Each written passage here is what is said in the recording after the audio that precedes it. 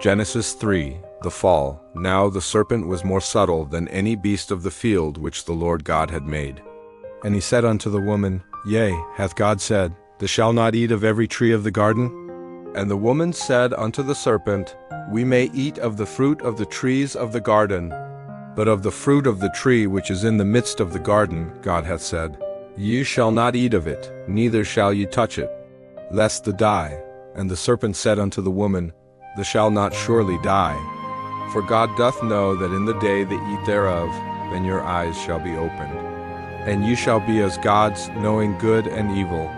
And when the woman saw that the tree was good for food, and that it was pleasant to the eyes, and a tree to be desired to make one wise, she took of the fruit thereof, and did eat, and gave also unto her husband with her, and he did eat. And the eyes of them both were opened, and they knew that they were naked. And they sewed fig leaves together, and made themselves aprons. And they heard the voice of the Lord God walking in the garden in the cool of the day. And Adam and his wife hid themselves from the presence of the Lord God amongst the trees of the garden. And the Lord God called unto Adam and said, Where art thou? And he said, I heard thy voice in the garden, and I was afraid, because I was naked, and I hid myself. And he said, Who told thee that thou wast naked? Hast thou eaten of the tree, whereof I commanded thee that thou shouldest not eat? And the man said, The woman whom thou gavest to be with me, she gave me of the tree, and I did eat. And the Lord God said unto the woman, What is this that thou hast done? And the woman said, The serpent beguiled me, and I did eat.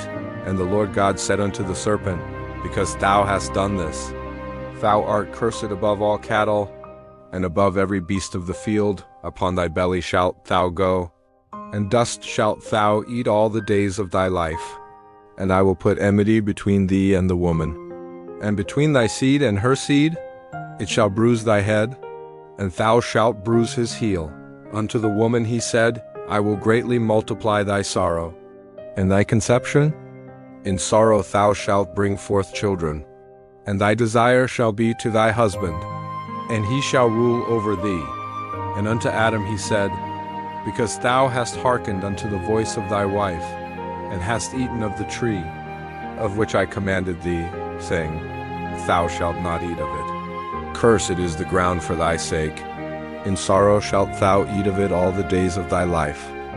Thorns also and thistles shall it bring forth to thee, and thou shalt eat the herb of the field. In the sweat of thy face shalt thou eat bread, till thou return unto the ground. For out of it wast thou taken, for dust thou art, and unto dust shalt thou return. And Adam called his wife's name Eve, because she was the mother of all living. Unto Adam also and to his wife did the Lord God make coats of skins, and clothe them. And the Lord God said, Behold, the man is become as one of us, to know good and evil. And now, lest he put forth his hand, and take also of the tree of life, and eat, and live forever. Therefore the Lord God sent him forth from the Garden of Eden, to till the ground from whence he was taken. So he drove out the man, and he placed at the east of the Garden of Eden cherubims, and a flaming sword, which turned every way, to keep the way of the tree of life.